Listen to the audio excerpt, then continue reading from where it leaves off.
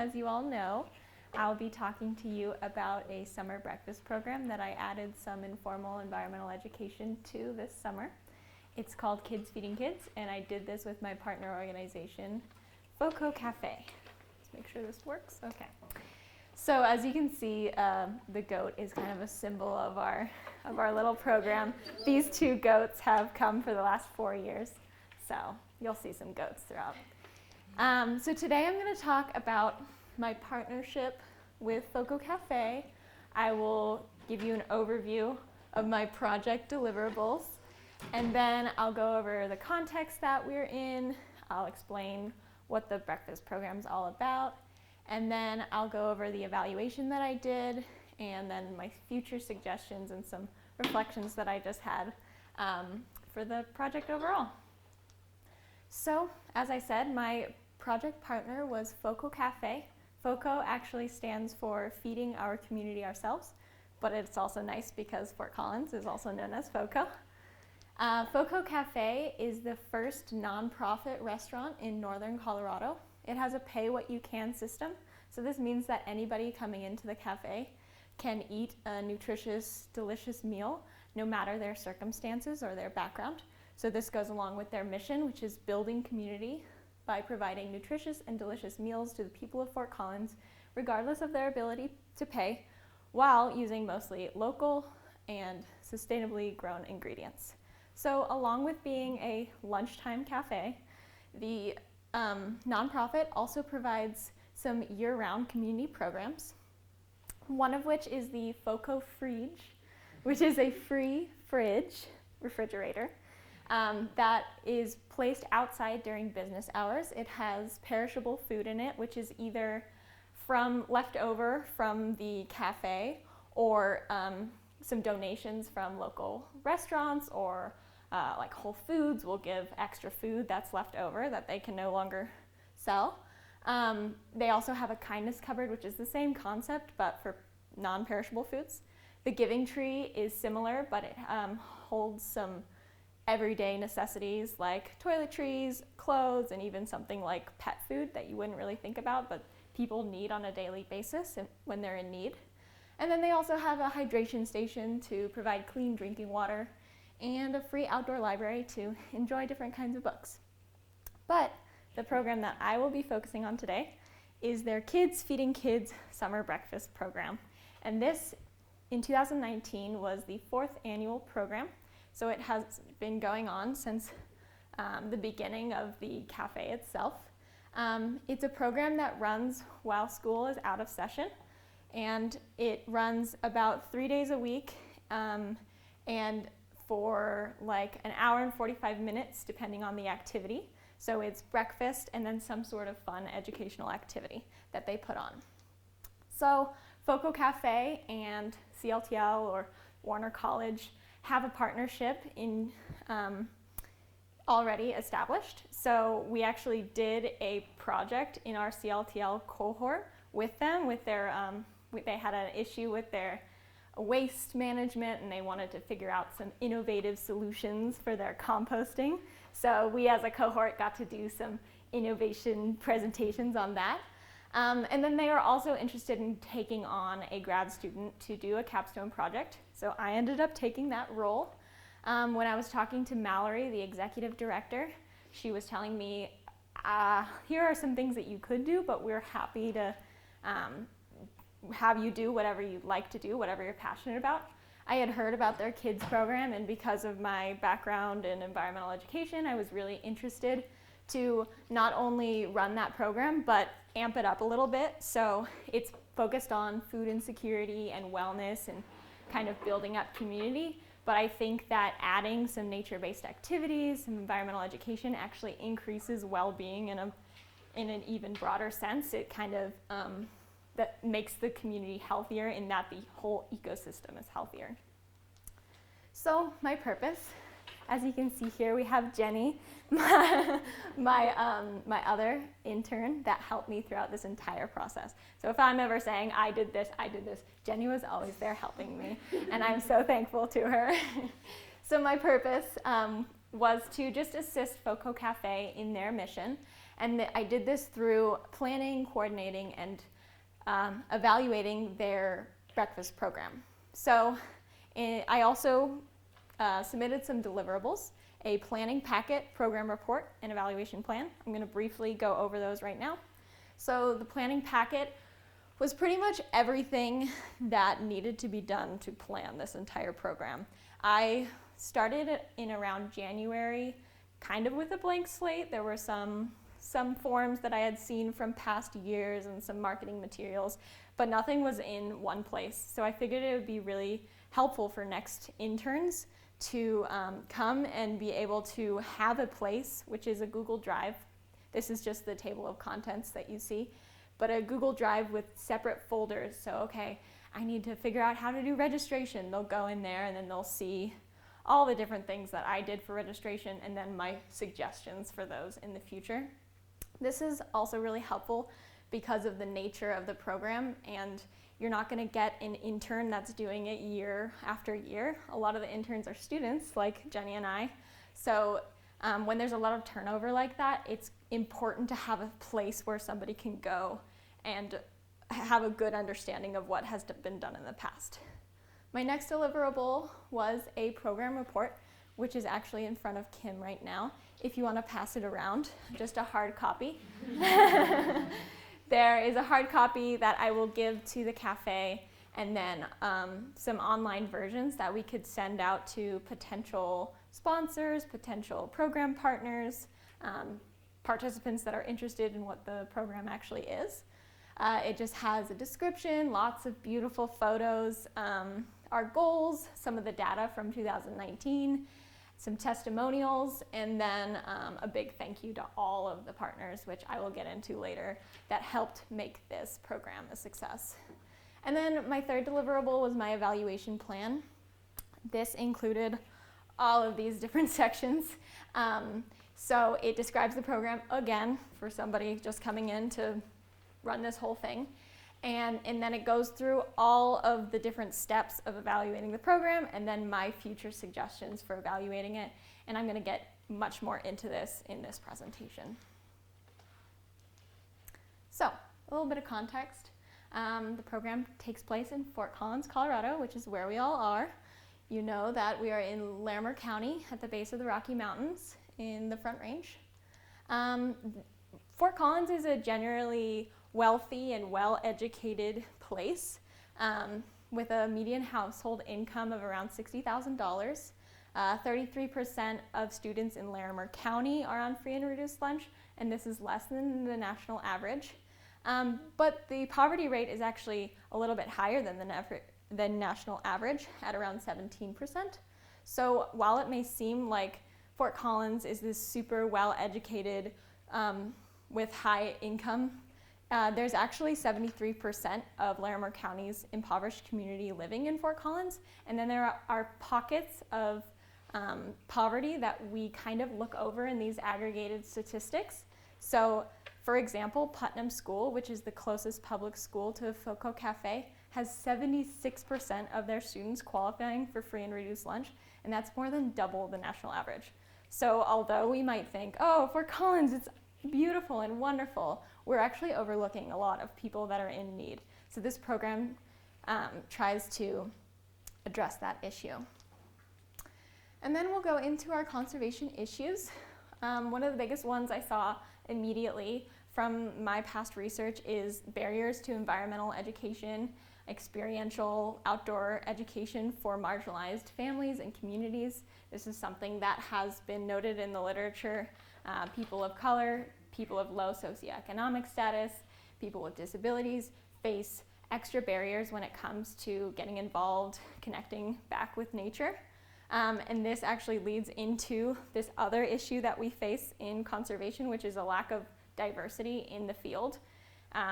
There are some statistics that show that out of all of the organizations, the environmental organizations, only 11% of the staff is people of color, and that's across all of the different levels. So from just the staff to board members, it gets even worse actually. And then food waste. Food waste is a huge environmental issue. The food industry is one of the largest contributors to greenhouse gases and climate change. And then when that food is wasted, it creates even more issues and more methane gas and greenhouse gases into the atmosphere. Then this program is obviously not only looking at environmental issues, but social issues as well. I believe that they are inherently linked. Food insecurity is the biggest that we're looking at with this program. It's why we're running it in the first place, why the cafe exists in the first place. So food insecurity really means that you don't have reliable access to nutritional food all of the time. And actually 1 in 9 Americans face food insecurity, and that makes up about 11 million children in the country. Food insecurity not only affects physical health, but mental health and emotional health as well. People find that kids start to have behavioral issues and have trouble focusing in school when they're facing food insecurity. Also, increased financial stress goes along with this. So food insecurity actually increases during the summer when food programs go away. So a lot of schools have a lot of schools have breakfast and lunch programs, and these actually disappear during the summer. Not always, but for instance, in Fort Collins, there are around 30 elementary schools, 10 middle schools, 4 high schools public, and only 3 schools have summer breakfast programs. So the Kids Feeding Kids breakfast program is definitely supplemental to those. And as you'll see, it adds a little bit more than just breakfast. And then food waste again. I know I just talked about this, but it's a social issue because as FoCo Cafe knows, if only 1/3 of the food that was wasted in the US was redistributed, then we would be able to essentially end food insecurity. So there is a big issue with redistribution of food. And FoCo Cafe tries to address those issues with those community programs that I was talking about earlier. So when I talk about a summer breakfast program, what are we looking at? What does that really mean? So most of the summer breakfast programs are highly regulated. They're government run, either through the supplemental nutrition assistance programs or summer breakfast programs that are run through government agencies or libraries. They're actually pretty exclusive because you have to qualify, first of all, to get free food at one of these. The free food is only given to kids, so that means that if the whole family is struggling, only if you're in between the age of 1 and 18 can you get food. And then also for populations that don't want to go through a federal program. This is not really accessible for you if you're worried about your status as being undocumented or something like that. And then research shows that they're actually pretty unappealing. They struggle to get participants to these programs, not only because the food is not that great. They see a lot of plate waste, which means kids are actually throwing away the food that they're getting. Also, they don't have any appealing activity. So some research has shown that when you add an activity, it increases participation, which increases food access. So the Kids Feeding Kids breakfast program attempts to be more inclusive and be more appealing and exciting for kids to come during the summer. We have 3 program goals, which are to increase food security and overall well-being, empower children and promote community building experiences, so that's interacting with people in the community, giving back to the community. And then third is generating excitement, interest, and motivation to learn about science in the natural world. So that wording actually comes straight from the strands of science for informal learning, strand 1. So Jill and I talked about how we could create some sort of measurable for this program. And we settled on strand 1 because it's the most, it's very broad, and because of the nature of the program, it being only a few days a week, kids don't have to return every day, it's very open and inclusive.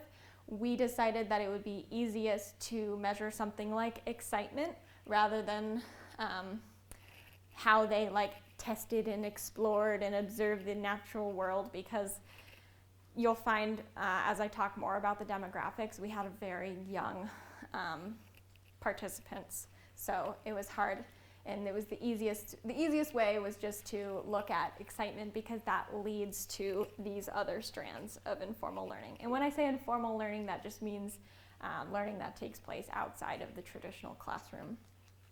So in order to start planning and thinking about evaluating this program, I created a theory of change, which means just kind of the ultimate change I would like to see.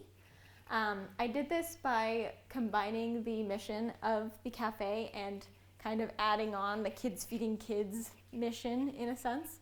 So building community, providing nutritious and delicious meals, minimizing food insecurity, and then providing fun educational experiences for underserved families in the community.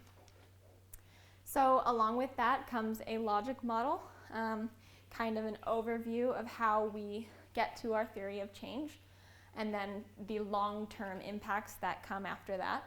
So first I started with the inputs. This is everything that is necessary for the program to happen. All the staff, volunteers, the participants, all of our community partners, and then the activities that had to be done to make the program happen. Some outputs that I created. So when I was evaluating the program, I was seeing if I met those outputs. Some short-term outcomes such as decreased hunger, increased excitement towards the world, the natural world, and then exposure to community diversity. This program wasn't just aimed at people who are in great need of food over the summer. We wanted it to be a diverse program. So that doesn't mean we need everybody to be on free and reduced lunch. We wanted to see different people from the community coming out and participating, because that's kind of how the cafe runs in general. It's a pay what you can system, so that means people pay it forward for other people to eat. And the breakfast program is similar in that if a family wants to come and participate in our activity, they are welcome to donate back to the cafe. So these would lead to long-term outcomes, which are a little broader, which would be improved mental health, motivation to learn about the natural world, maybe inspiration to become a conservation leader themselves, and then a strengthened connection to community. And these go all the way to our long-term impacts that we wouldn't even be able to see in the next few years, which would be a healthier community, lower rates of food insecurity, and then more diverse conservation leaders coming out of our community, hopefully. So, the Kids Feeding Kids breakfast program. This is what a typical morning would look like. We are eating Waffle Lab waffles, which was a very exciting day. We had some fresh fruit along with that. We have Jenny talking to everyone and being awesome. So we'd start out either in the cafe, or people were welcome to eat outside for the first 45 minutes or so, and then we'd kind of transition as kids were getting done with their meals, and obviously everyone's welcome to eat. We would transition, kids would water the garden outside. I'll show you our garden, which is awesome because this is new. This hasn't been here for the last few programs. This amazing garden that was put in by the Growing Project. We had our own planter box, so the kids actually planted seeds in the beginning of the summer, and then were able to take care of them and watch them grow.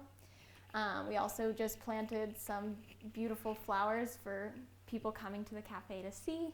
So they're all really proud of all of their plants that they had watched grow.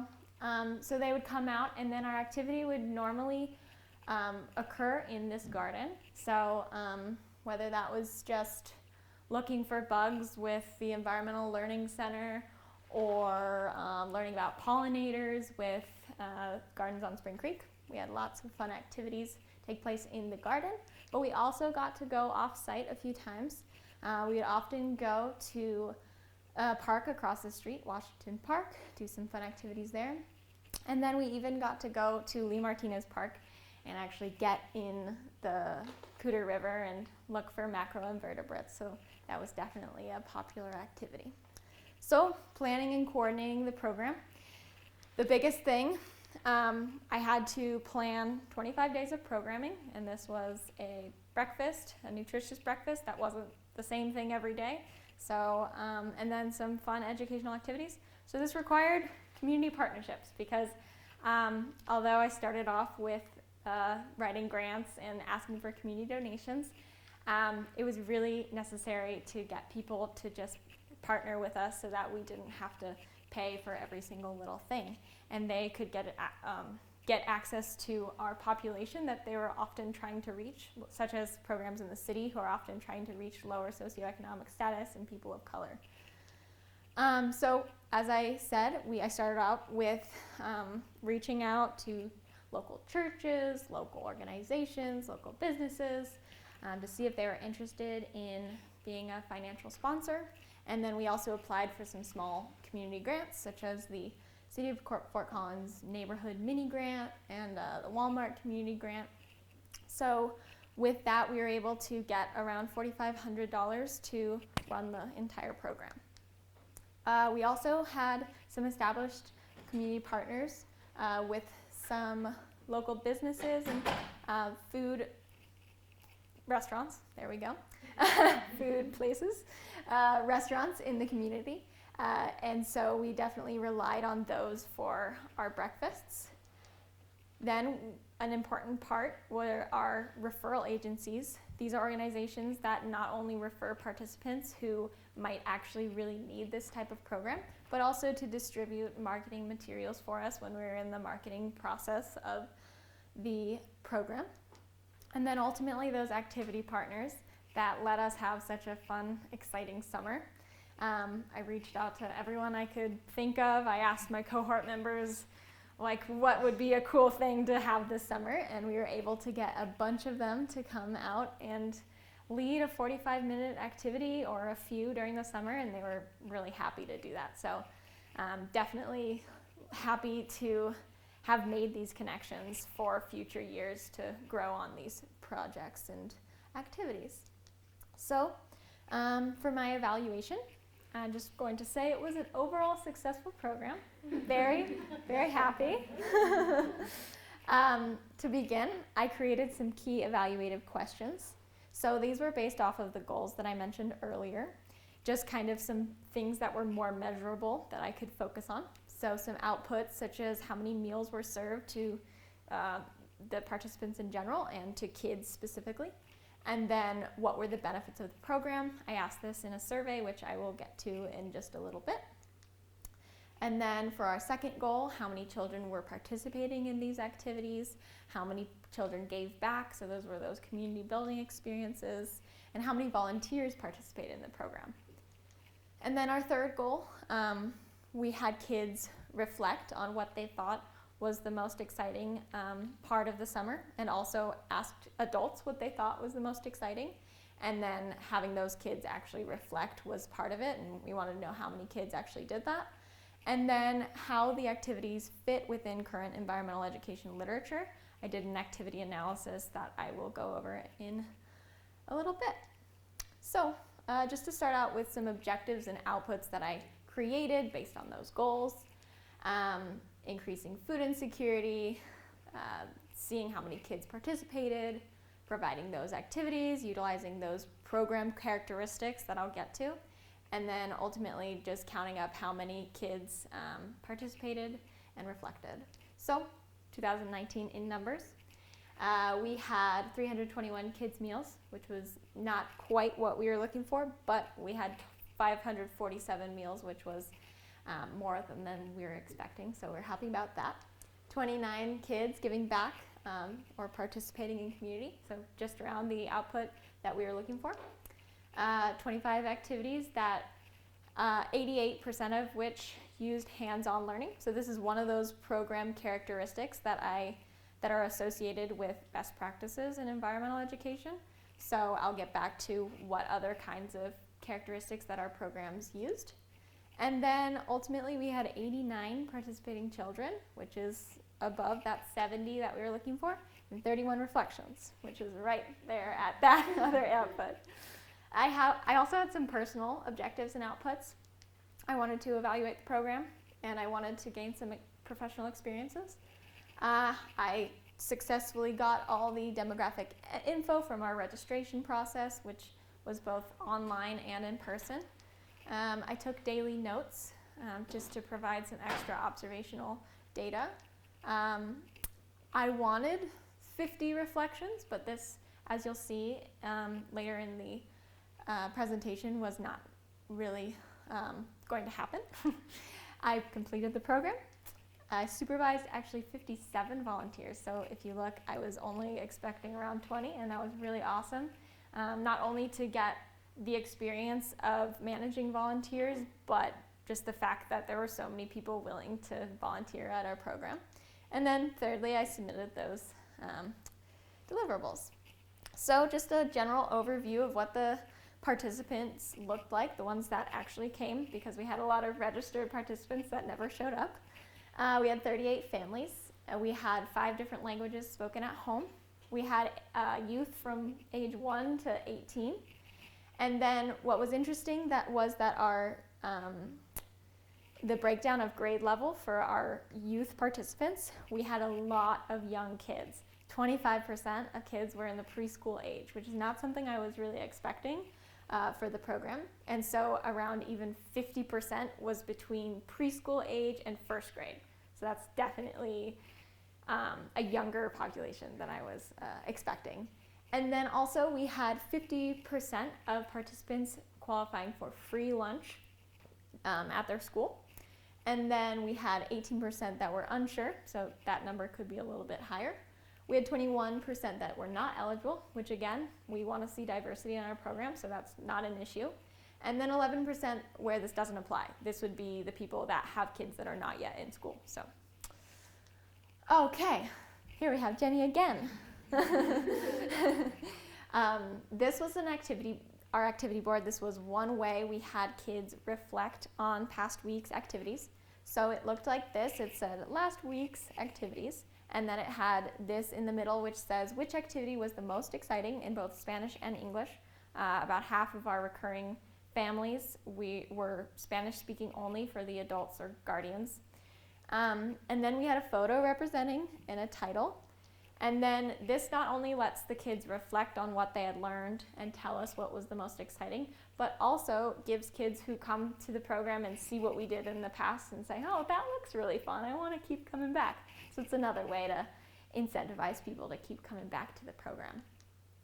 I also had this handy dandy little green notebook where I took a lot of notes. Jenny and I would meet after each activity and we would write down a lot of stuff that we had noticed about the day. We would write down the meals served, just the characteristics that I'll go into with the activity analysis.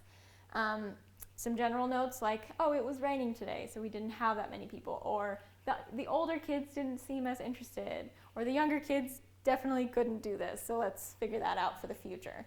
And then how many of the kids that were participating in community again. So I also had some survey data. I had 2 surveys, a mid-program evaluation, which was just 1 page with qualitative free response questions, and then a final program evaluation, which was both hard copy and online. We sent it out after the end of the program to see if we could get a little bit more of a response. And this was a little bit longer, and it also had some quantitative data on there, just yes or no, would you come back to the program? Did it meet your expectations? Questions like that. So from the qualitative responses, I did a thematic analysis, and I found that so this is me asking adults, the parents or guardians, what they thought the benefits of the program were. The top most listed benefit was social interaction for kids. This was something that we weren't really thinking about when we planned the program, but is actually really awesome to see. Community participation, summer enjoyment, learning opportunities, financial relief, improved breakfast. These are all goals that we had for the program. So it was awesome to see that these were the things that were listed as the benefits. And then similarly, we asked what kids learned over the summer. We wanted to make sure that they were actually learning something and that their parents thought they were too. Top one was social skills again. So that's definitely, especially with our young demographic of kids who haven't been to school yet, that's something that's really important, is learning how to socialize with kids that they've never met before, different kids in the community. And then also some things that go along with what we were trying to do, learning about the natural world, getting more creative, getting out of their comfort zone, learning specific skills. We had somebody note that their child had actually learned how to relax through the yoga that we had done, and that's something that I was so happy to hear, that they're not only learning like how to make cheese, but also some coping skills for living in this stressful world. From the quantitative data, we had a very low sample size, so we got very positive responses, 100%. Everybody said it met their expectations, they'd recommend it to a friend, they'd come back, and they'd come back to the cafe in general. So that was hard just because I had already given them a survey and then another survey, and I'll go back to my evaluation suggestions for the future and say why we probably shouldn't have had both surveys. Just one would have done well for this program.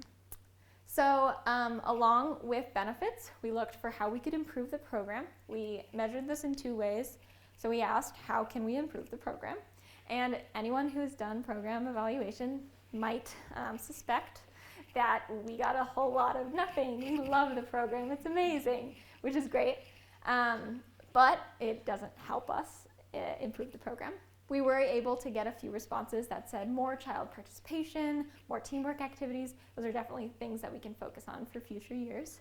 And then also we asked what services could be offered. This is another kind of way of how we could improve the program.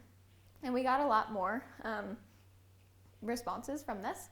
So people said they'd love to see more field trips, they'd love to see specific food.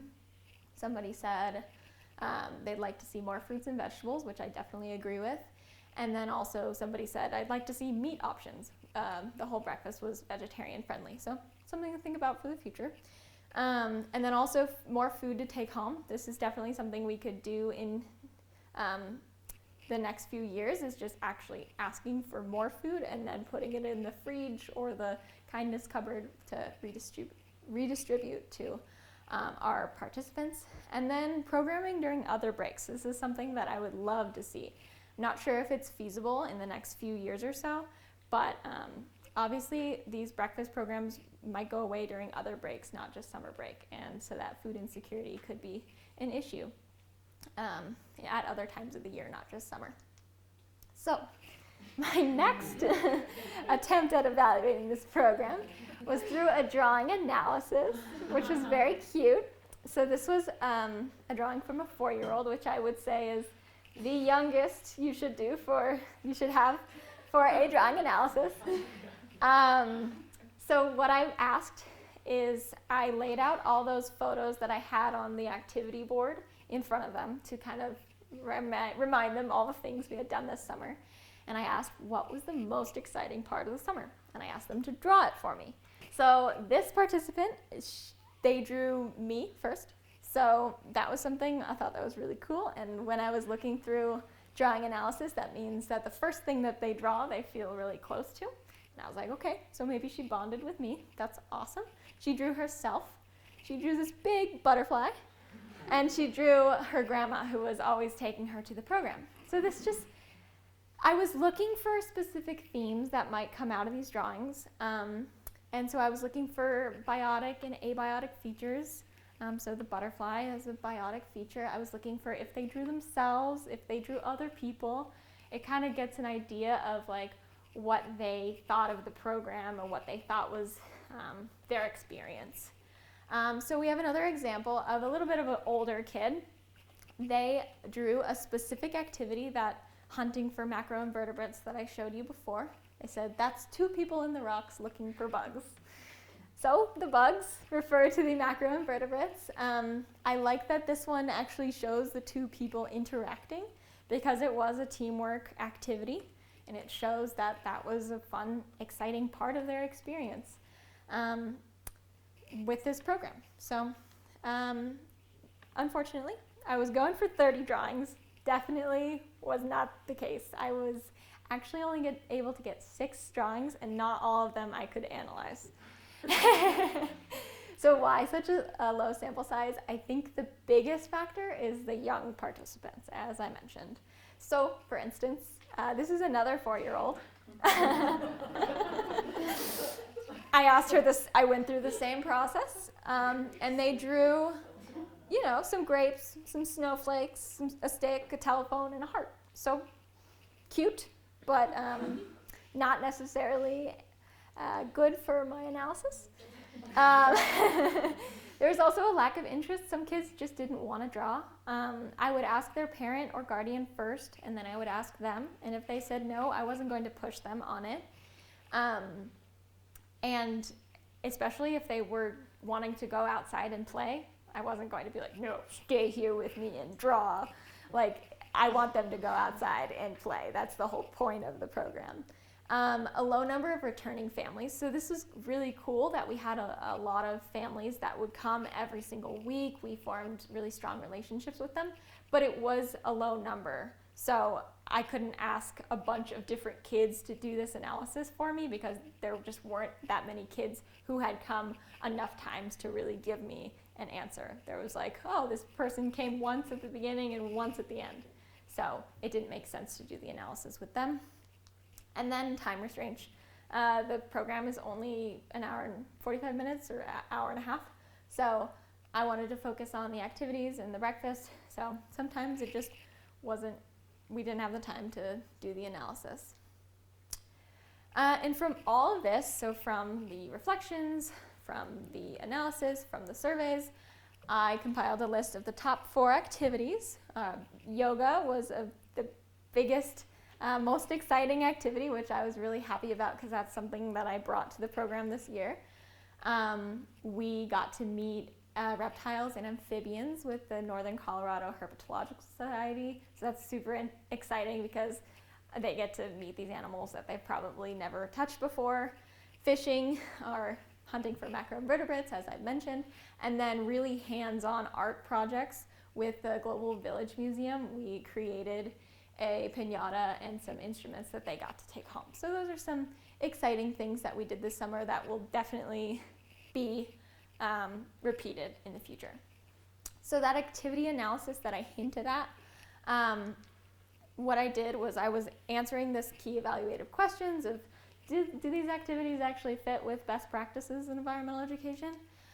So I used this literature review by Stern et al., who has this awesome table, and it has program characteristics that are associated with EE outcomes, and then it has a definition so that I was able to base my analysis off of this. So I went through all of the programs. Jenny and I would go over each one after each day and decide which characteristics they used. And I was able to see that the majority of our programs used outdoor instruction, hands-on learning, and active participation, which is awesome. This is what we're marketing to our participants. We also had a few activities that used other characteristics such as cooperative learning, reflection, relevance, so making it more relevant to the student. And then there were these other program characteristics that weren't necessarily feasible for our program just because of the young participants and the time restraints, and we weren't in a classroom or anything like that building on concepts each week. Each day was a new activity on a new topic.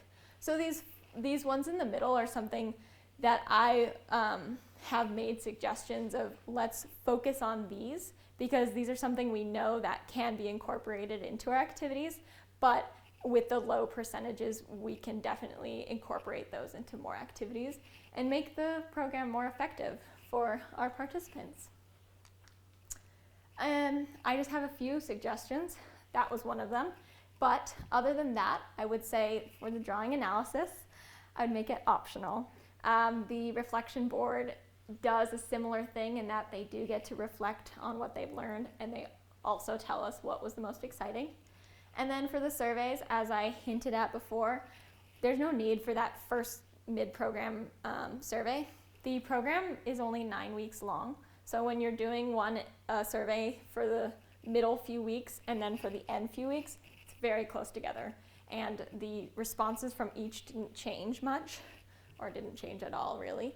I'd also say that there should be a structured interview option. So this is for people that might struggle with reading and writing.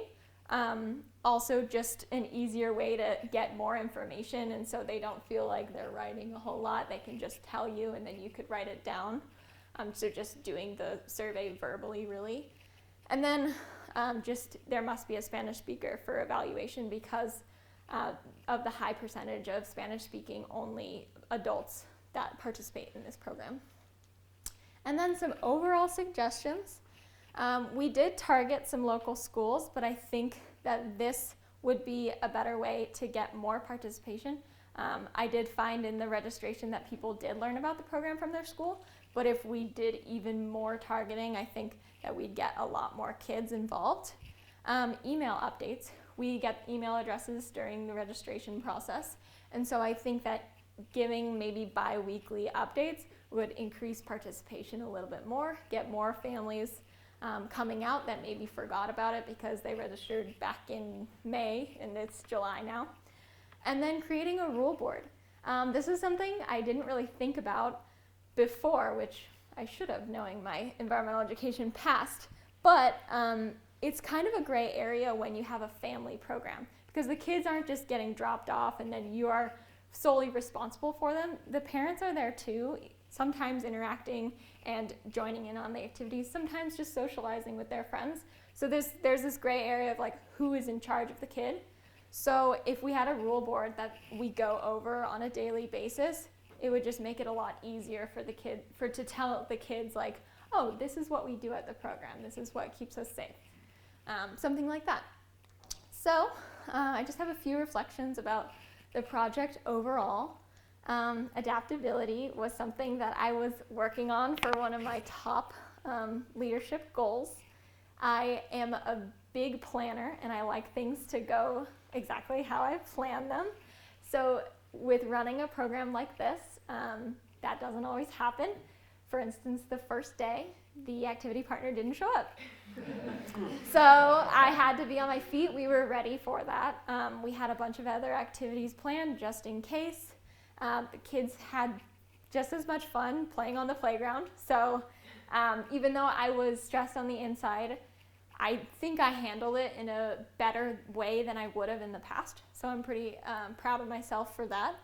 Also, I got a lot of experience in collaboration, reaching out to all of these community partners. I feel a lot better in my outreach skills and in just reaching out to people and asking for money or asking for their partnership. I had never really been forced to do that in the past. So this is something that will definitely help me in my future career in conservation.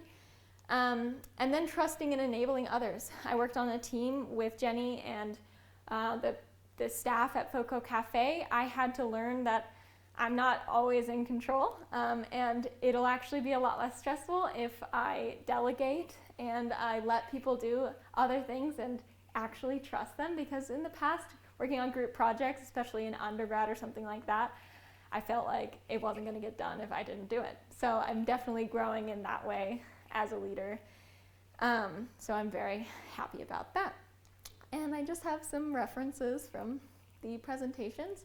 And I want to thank you all for coming again and being here so late on a Friday. Does anyone have any questions?